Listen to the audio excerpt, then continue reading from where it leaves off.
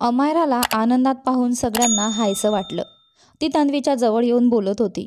तिच्या चेहऱ्यावरचा आनंद पाहून तन्वी हसत म्हणाली, ओहो, कोणीतरी खूप टेन्शन घेतलं होतं लग्नाचं, पण आत्ता पहा. अमायरा लाजली. वहिनी, थँक्यू, आय लव्ह यू, असं म्हणत तिने तन्वीला मिठी मारली. आता दोघी केवळ ननंद वहिनी नव्हत्या, तर खरेखुरे मैत्रिणी बनल्या होत्या. शालिनीजींनी तिच्या आवडीचं सगळं जेवण अगदी उत्साहाने बनवलं होतं. जणू ती उपाशी होती, किंवा मग पुढे कित्येक दिवस तिला हे खायला मिळणार नव्हतं. अमायरा हसली आणि म्हणाली, बडी मम्मा, तुम्ही ना बेस्ट आहात. You are the best mom. Love you the most. Shalini ji प्रेमाने तिला भरवू लागल्या. अतुलजी आणि सौरवीजीही आनंदात होते. पण सौरवीजींच्या मनात एक गोष्ट स्पष्ट झाली. त्या आई होणं विसरल्या होत्या. पण शालिनीजींनी तिच्या मुलीला स्वतःच्या मुलीसारखं भरभरून प्रेम दिलं होतं. वेळ पुढे सरकत होता. सुबोधजींच्या वागणुकीत थोडा बदल जाणवत होता. हे पाहून शालिनीजी आनंदी होत्या. कदाचित आता तरी ते तिच्यावर विश्वास ठेवतील. पण आज सकाळी सुबोधजी ठरलेल्या वेळेवर उठले नव्हते. शालिनीजींनी आवाज दिला, पण काही परिणाम न दिसल्यामुळे त्यांनी हलकेच त्यांच्या खांद्यावर हात ठेवत हलवले आणि म्हणाल्या, उठा. जसजसे सुबोधजींच्या डोळ्यांच्या पापण्या उघडल्या, त्यांनी पटकन आपले हात मागे घेतले. पुन्हा एकदा सुबोधजींनी याकडे विशेष लक्ष दिले. उठून बसल्यावर नजर घड्याळाकडे गेली. आज उशिरापर्यंत झोपून राहिले होते. शरीर थोडं सुस्त वाटत होतं. त्यांना असे पाहून शालिनीजींनीही विचारले, तुमची तब्येत ठीक आहे का? त्यांनी आपला हात पुढे केला, पण मध्येच थांबवला. त्यांनी हळूच उत्तर दिले. शालिनीजी काही क्षण शांतपणे पाहत राहिल्या. मग त्या पलंगावर त्यांच्या शेजारी बसल्या. सुबोधजींसाठी हे आश्चर्यकारक होतं. त्यांनी आश्चर्यचकित नजरेने त्यांच्याकडे पाहिलं. टेबलवरून औषधांचा डबा काढून त्यांनी थर्मामीटर घेतला आणि ताप तपासला. हलका ताप होता. ताप आहे, विश्रांती घ्या, आज जाणं टाळा, त्यांनी हलक्या आवाजात सांगितले आणि तिथेच बसून राहिल्या. सुबोधजी शांतपणे पलंगाला टेकून बसले. शालिनीजींनी अलगद त्यांच्या हातावर हात ठेवला. कशाला एवढं चिंतेत पडता? अयांश लहान आहे, एक दिवस समजून घेईल. खरं तर सुबोधजी अयांशच्या वागण्यामुळेच अस्वस्थ होते. पण हे शालिनीजींना कसं कळलं? त्यांच्या मनाला एक प्रकारचा दिलासा मिळाला. त्यांनी डोळे मिटले. शालिनीजी उठून बाहेर गेल्या. संपूर्ण दिवस त्या त्यांची काळजी घेत राहिल्या आणि हे सुबोधजींना मिटलेल्या डोळ्यांना सुद्धा जाणवत होतं. तन्वी शालिनीजींच्या वागण्याकडे पाहून हसली आणि म्हणाली, आई, तुमच्यात जर संयम आणि धैर्य आहे ना, एक दिवस ते तुम्हाला हरवलेला सन्मान नक्कीच परत मिळवून देईल.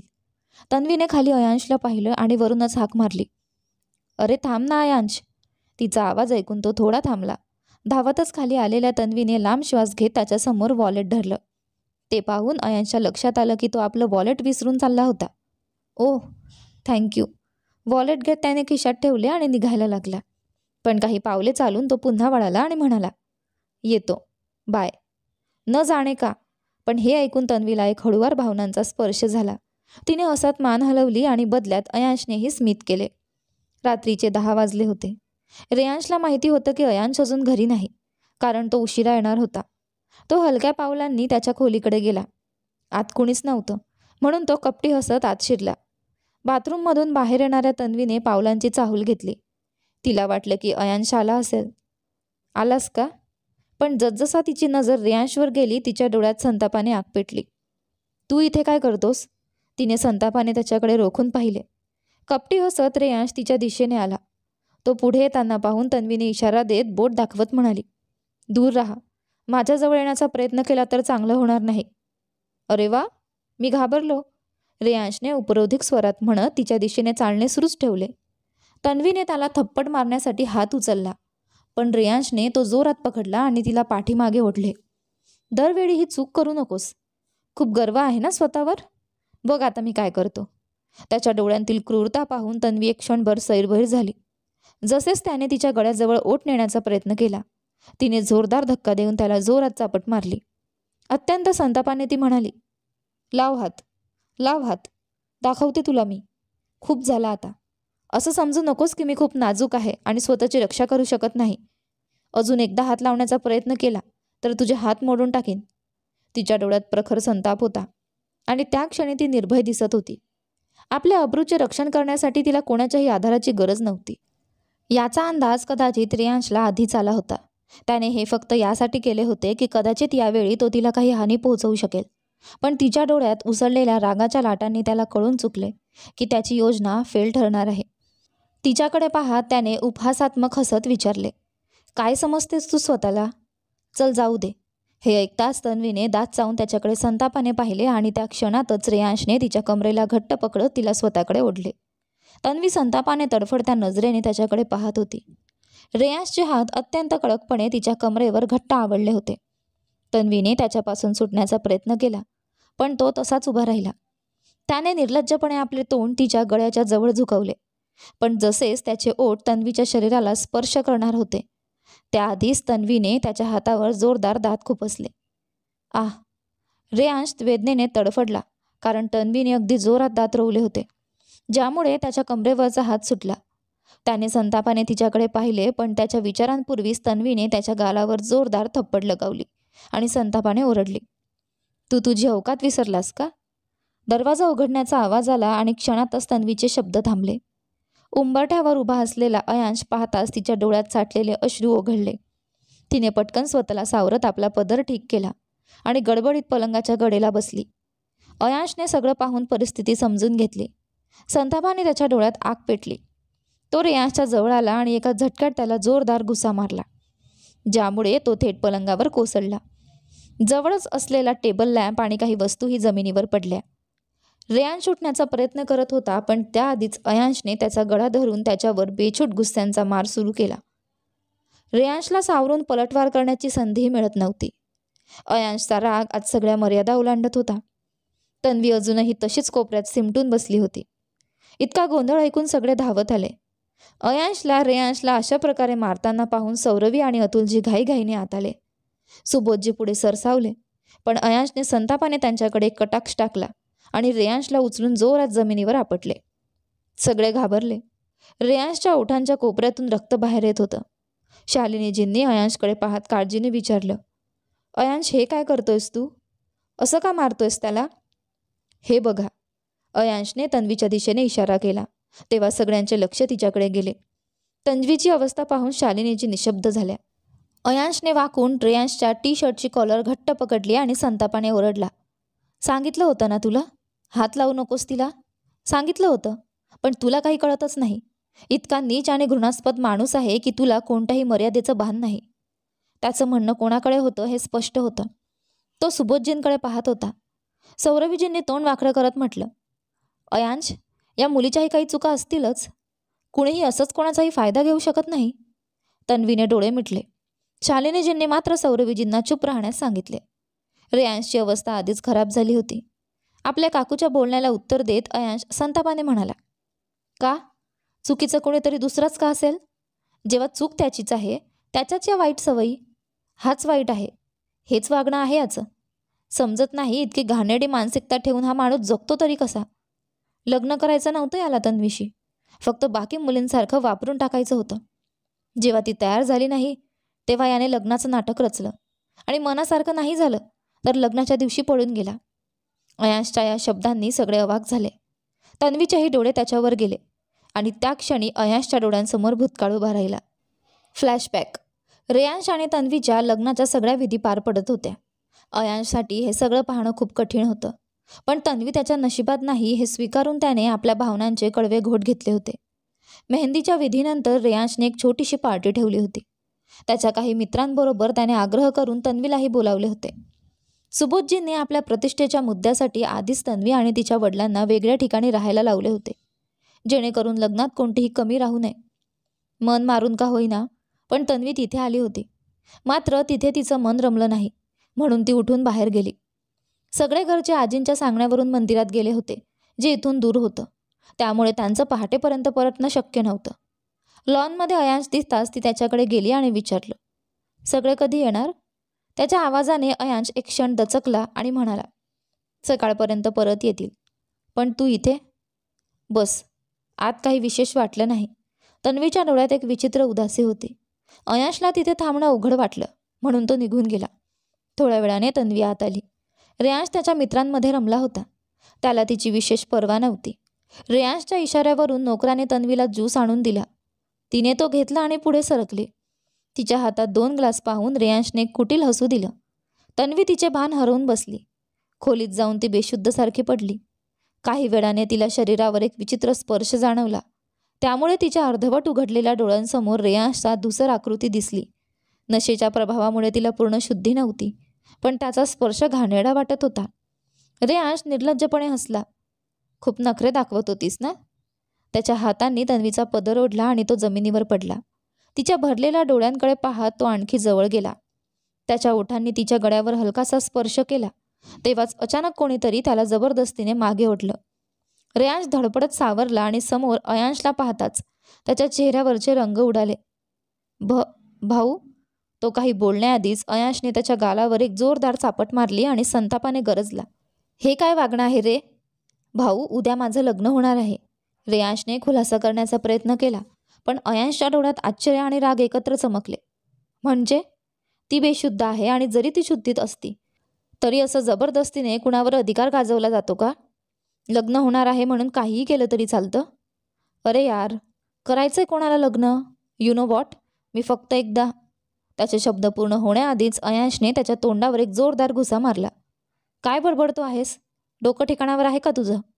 आज रेयांशच्या डोळ्यात असलेली निर्लज्जता अयांशच्या नजरेतून सुटली नाही. त्याने त्याला संतापाने जोरजोरात मारलं. नशेत बधीर झालेल्या रेयांशला एकदा कपडावर जोरदार मार बसला आणि तो तिथेच कोसळला. अयांश त्या रात्री झोपू शकला नाही. रेयांशचा तन्वीबद्दलचा हा विकृत विचार, त्याचं वागणं, यामुळे त्याचा संताप अनावर झाला होता. जेव्हा त्याने रेयांशच्या तोंडून कॉन्ट्रॅक्टचा उल्लेख ऐकला आणि कळलं की त्याला तन्वीशी लग्न करायचं नव्हतं, फक्त तिला वस्तूसारखं वापरून टाकायचं होतं, तेव्हा त्याला वाटलं की तो त्याला संपवून टाकावं. पण तो त्याचा भाऊ होता. तो त्याचा जीव कसा घेणार? मात्र तन्वीशी हे लग्न तर तो होऊ देणार नव्हता. वर्तमान काळ. हळदीच्या विधीला सुरुवात झाली होती, पण रेयांश गायब होता. सुबोधजींच्या कानांवर पाहुण्यांचे प्रश्न आदळत होते. कसंबसं त्यांनी त्याची तब्येत बरी नाही असं सांगून समोरचं सांभाळलं. संपूर्ण राणा कुटुंब आता खोलीत एकत्र होतं. रेयांशच्या पडून जाण्याची बातमी अयांशने स्पष्ट सांगितली. सुबोधजींना पाहुण्यांच्या बोलण्याची चिंता वाटू लागली. आता प्रश्न होता, रेयांश तर गेला, पण आता लग्नाचं काय? यावर सुबोधजींनी निर्णय घेतला की अयांशलाच वर बनवून मांडवात बसवलं जावं. त्यांचा हा निर्णय ऐकताच अयांश ताडकन उठला आणि ठामपणे म्हणाला, नाही, अजिबात नाही. शालिनीजी आधीपासूनच बाप लेकाच्या नात्यातील दुराव्याने त्रस्त होत्या. आता अयांशच्या चेहऱ्यावर स्पष्ट राग झळकत होता. तो पळाला तर तुम्ही सत्य सांगायला हवं होतं. मी खोटं बोलून तन्वीसोबत लग्न करू शकत नाही. सुबोधजींनी त्याच्याकडे रोखून पाहिलं आणि कठोर स्वरात म्हणाले, हो, आमच्या इज्जतीशी तुला काय घेणं देणं? पण विचार कर, लग्नाच्या मांडवात नवराच नाहीसा झाला तर त्या मुलीशी लग्न कोण करणार? आणि रेयांश पळून का गेला? तू तर घरी होतास ना? अयांशला घरातल्या काही लोकांच्या विचारसरणीची कल्पना होती. जर त्याने सक्तीबद्दल काही सांगितलं तर काही लोक त्याचाच दोष तन्वीवर टाकतील, आणि जर ही गोष्ट सगळ्यांसमोर उघड झाली तर तन्वीचा अपमान होईल. त्यात सुबोधजी त्यांचा लाडका मुलगा कधीच चुकीचा मानणार नव्हते. खूप विरोध केल्यावरही अखेर सुबोधजींच्या शब्दांसमोर अयांशला हार मानावी लागली. त्याचं मन त्याला हे करण्याची परवानगी देत नव्हतं, पण त्याला माहीत होतं, जर रेयांश परत आला तर तो पुन्हा काहीतरी युक्ती करून तन्वीसोबत लग्न करण्याचा प्रयत्न करेल, आणि अयांश त्याचा तन्वीसोबत लग्न कोणत्याही परिस्थितीत होऊ देणार नव्हता. कारण जे काल घडलं ते स्पष्ट होतं. रेयांशच्या लग्नाचा हेतू काय होता आणि त्याचे मनसुबे असफल झाले म्हणून तो पळून गेला होता. या सगळ्या कारणांमुळे अयांशला शेवटी सेहऱ्याच्या आड तन्वीसोबत लग्न करावं लागलं. फ्लॅशबॅक समाप्त. शेवटी सत्य समोर आलं होतं. तन्वी सुन्न होऊन पलंगाच्या आधाराने बसली होती. रेयांश बेशुद्धासारखा पडला होता. घरातली परिस्थिती अत्यंत तणावग्रस्त होती. अयांशने हळूच मागे वळून जमिनीवर बसत तिचं नाव पुकारलं, तन्वी. आपलं नाव ऐकताच ती आपल्या विचारांच्या तंत्रीतून बाहेर आली आणि रडतच अयांशच्या मिठीत शिरली. तिच्या डोळ्यांतून गळणारे अश्रू अयांशच्या हृदयाला बाणासारखे भासत होते. काही क्षणांनंतर ती झटकन मागे झाली आणि कोरड्या आवाजात म्हणाली, तू आपल्या भावाच्या चुका फार चांगल्या लपवल्यास. ग्रेट. हीच ती भीती जी अयांशच्या मनात आधीपासून होती, आणि आज पुन्हा एकदा तन्वीच्या नजरेत तो चुकीचा ठरला. तेवढ्यात खाली सुबोधजींचा आवाज घुमला, अयांश. तो खाली आला. तिथे पोलीस आले होते रेयांशला अटक करण्यासाठी. हे पाहून घरातले सर्व लोक अस्वस्थ झाले. रेयांश संतापाने थरथरत होता. त्याचा स्वतःचा भाऊ त्याच्याशी असं कसं वागू शकतो? सुबोधजी काही बोलणार होते, पण त्याआधीच अयांशने कठोर आवाजात सांगितलं, कोणी यात हस्तक्षेप करायचा नाही. मी याला एक संधी आधीच दिली होती, कारण हा माझा भाऊ आहे आणि तेच माझं सर्वात मोठी चूक होती.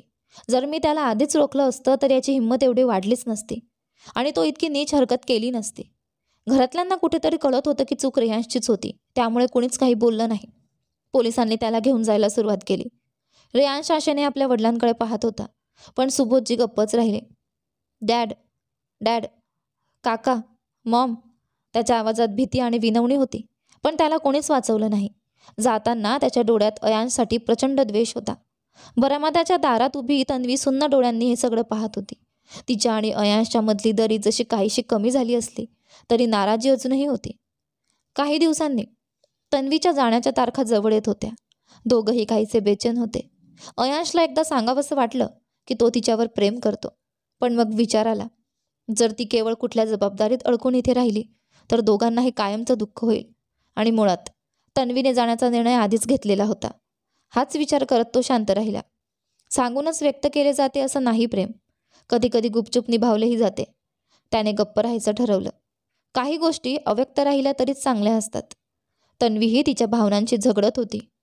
काळाचं काम आहे पुढे सरकणं, आणि तो त्याच्या प्रवाहात पुढे जात होता. तन्वी आणि अयांशच्या निर्णयाची कोणालाच कल्पना नव्हती, कारण त्यांच्यातील नातं आता सर्वांना सुरळीत वाटत होतं. शालिनीजींबाबत सुबोधजींचा राग काहीसा कमी झाला होता, तरीही मनातील कटुता कायम होती. पण तन्वीच्या प्रत्येक शब्दाने त्यांना विचार करायला भाग पाडलं होतं, त्यामुळे ते काहीसे शांत दिसत होते. त्यांच्या स्वभावातील हा बदल पाहून शालिनीजींच्या मनात आशेचा किरण जागायला लागला होता. तन्वी सध्या खूप व्यस्त होती. घरी यायला उशीर होत असे. शालिनीजींनी विचारलं की ती हसून विषय बदलून टाकत असे. अयांशला याची खबर नव्हती, कारण तो ऑफिसमध्ये असायचा. आज रात्री अयांश खूप उशिरा घरी आला. त्याला परतायचंच नव्हतं. उद्याची रात्र तन्वीची या घरातली आणि त्याच्या आयुष्यातली शेवटची रात्र असणार होती. तो खोलीत आला तेव्हा तन्वी फोनवर काहीतरी बारकाईने पाहत होती. अयांशच्या पावलांची चाहूल तिने आता ओळखायला शिकली होती. पावलांचा आवाज ऐकताच तिने वर पाहिलं. तो समोर उभा होता. थोडासा थकलेला वाटत होता. अयांश, काय झालं? तू ठीक आहेस ना? तन्वी काळजीत पडली. त्याने शांतपणे मान हलवली तेव्हा तिने सुटकेचा निश्वास टाकला आणि त्याला पाणी देत म्हणाली, मी जेवण गरम करते. नाही तन्वी, राहू दे, मला भूक नाही. अयांशने टाळलं. त्यावर तन्वी हसून म्हणाली, पण मला आहे. पुढचा दिवस, हा दिवस दोघांसाठी अस्वस्थ करणारा होता. प्रत्येक क्षण असं वाटत होतं की वेळ हातातून निसटतोय. रात्रीपर्यंत तन्वीने आपली बॅग तयार केली होती. अयांशला माहीत होतं सकाळी तिच्यासाठी निघणं खूप कठीण होणार आहे, म्हणून त्याने विचार केला की ती आता निघून गेली तरच बरं होईल. तन्वीने आधीच सांगितलं होतं की ती जाईल आणि अयांशनेही ठरवलं होतं की तो तिला रोखणार नाही. घराच्या दरवाजापर्यंत दोघं आले. रात्रीच्या शांततेत सगळे झोपले होते. तन्वी, अयांशने तिचं नाव घेताच ती बेचैन होत वळली. हां, काही म्हणायचं आहे का? तन्वीच्या या प्रश्नाने तो क्षणभर तिच्याकडे पाहत राहिला. दोघांचे ओठ शांत होते, पण डोळ्यात मात्र असहाय्यता होती. आपल्या भावनांना आवरून अयांश म्हणाला, स्वतःची काळजी घे. काही गरज वाटली तर आठवण काढ. तन्वीने थकल्या स्वरात उत्तर दिलं. ती वळली आणि आपल्या बॅगेचा पट्टा घट्ट पकडला. त्या क्षणी अयांशच्या हात काहीतरी तुटल्यासारखं वाटलं. तो हळूच म्हणाला, कुठे जाणार आहेस? त्याचा प्रश्न ऐकून तन्वीच्या डोळ्यात अश्रू तरळले. तिनं वळताच म्हणाली, या शहरात राहणं आता शक्य नाही. कुठेतरी इथून दूर. दोघं तिथंच स्तब्ध उभे होते. त्या अपूर्णतेचा आवाज जो अयांशच्या मनात घुमत होता तोच तन्वीच्याही हृदयात उमटत होता. ती काही पावलं पुढे गेली, पण थांबून परतली आणि खूप हळू आवाजात म्हणाली, बाय. अयांशने हलकंसं स्मित केलं. त्यावर तन्वीनेही फिकटसा हसून त्याच्याकडे पाहिलं, पण आता तिथं उभं राहणंही तिला जड जात होतं, म्हणून ती पुढे निघून गेली. अयांश तिथं स्तब्ध उभा राहिला. तो दरवाजातून तिच्याकडे पाहत राहिला जोपर्यंत ती त्याच्या नजरेआड झाली नाही. विरहाची वेदना आणि तुझं निघून जाणं मला पूर्णपणे रिकामं करून गेलं. आजची सकाळ खूप विचित्र होती. शालिनीजींना तन्वीची सवय झाली होती, पण आज ती अजूनही बाहेर आली नव्हती. त्यांना वाटलं कदाचित ती थकली असेल. सकाळी लवकर उठवणं योग्य नाही. आरतीच्या वेळीही ती आली नाही ना अयांशाला. आज रविवार असल्यामुळे त्याला ऑफिसला जायचं नव्हतं, त्यामुळे खोलीत जाणं त्यांनी योग्य समजलं नाही. नाश्त्यासाठी अयांश खाली आला, पण तो एकटाच होता. शालिनीजींनी इकडे तिकडे पाहिलं तेव्हा सौरवीजींनी म्हणाली, अयांश, आज तुझी मोहतरमा अजूनही उठली नाही? रात्रीचं दृश्य पुन्हा एकदा अयांशच्या डोळ्यांसमोर तरळलं. तो शांतपणे बसला. शालिनीजी आणि उर्मिलाजी दोघींनी एकत्र विचारलं, तन्वीची तब्येत तर ठीक आहे ना? टोस्ट घेताना अयांशचा हात थांबला. मनात उठलेल्या भावनांच्या वादळाला तो शांत करत म्हणाला, आई, 6 महिने पूर्ण झाले. त्याच्या या वाक्यानं सगळ्यांच्या कानात आवाज घुमला आणि सर्वांच्या नजर अचानक त्याच्यावर खिळल्या. शालिनीजींना विश्वास बसत नव्हता, तर सुबोधजींनी संतापानं मूठ घट्ट आवडली. अयांशने ज्यूसचा ग्लास उचलला, पण प्यायच्या आधीच सुबोधजींनी थाळीवर हात मारला आणि ती जमिनीवर पडली. कळक आवाजात त्यांनी विचारलं, म्हणजे ती निघून गेली? ज्यूसचा ग्लास परत टेबलवर ठेवत अयांश शांतपणे म्हणाला, हो, ती निघून गेली. पण अयांश, तन्वी कशी जाऊ शकते? नाही, ती जाऊच शकत नाही. शालिनीजींना अजूनही विश्वास बसत नव्हता. 6 महिन्यांचा काळ संपला. जसं ठरलं होतं तसं ती गेली. मला नाही वाटत यापेक्षा स्पष्ट सांगता येईल. अयांशनं सौम्य स्वरात उत्तर दिले आणि उठला. तेव्हाच पुन्हा सुबोधजींचा कठोर आवाज ऐकू आला, रेयांश आजच घरी येईल. अयांश वळून म्हणाला, शौकानं आणा. महिनाभरात कदाचित त्याला शहाणपण आलं असेल, आणि नाहीच आलं तर मी आहेच परत आत पाठवायला. एवढं बोलून तो निघाला. पण सुबोधजी पुन्हा बोलले, आपलं नातं तरी टिकवू शकला नाहीस. हे ऐकून अयांशच्या हृदयात एक वेदना उठली, पण हलकंसं असत तो म्हणाला, नातं असतं तेव्हा टिकवता येतं. जबरदस्ती तुम्ही माझ्यासोबत केली आणि तुमचा लाडका मुलगा तर करार करायला पाहत होता. तडजोड जिथे असते तिथे नातं नसतं, नवरा बायकोसाठी तर मुळीच नाही. हे बोलून तो पुढे निघून गेला. पण सुबोधजी जागीच थांबले. शालिनीजींनी त्यांच्याकडे पाहिलं. त्यांच्याही मनात अयांशच्या शब्दांनी अनेक जुन्या आठवणी जाग्या केल्या. क्षणभर त्या विचारात गेल्या, पण लगेच सुबोधजींनी त्यांच्यावर संतापाने नजर टाकली. त्यांनी शालिनीजींवर जबाबदारी सोपवली होती की अयांश आणि तन्वी वेगळे होऊ नयेत, पण तरीही असं घडलं होतं. सुबोधजींच्या मागोमाग त्या खोलीत गेल्या. तन्वीचं असं अचानक निघून जाणं त्यांना काही केलं समजत नव्हतं. कालपर्यंत तिनं काहीच सांगितलं नव्हतं आणि आज सकाळीच ती गायब झाली होती. काय करताय शालू? सुबोधजींच्या कडक आवाजाने शालिनीजी भानावर आल्या. त्या खोलीत आल्याचं त्यांना कळलंच नव्हतं. त्यांच्या डोळ्यांतील संताप पाहून त्या क्षणभर घाबरल्या, पण तरीही स्वतःला सावरत बोलायला लागल्या. मला अंदाजच नव्हता. सगळं ठीक वाटत होतं.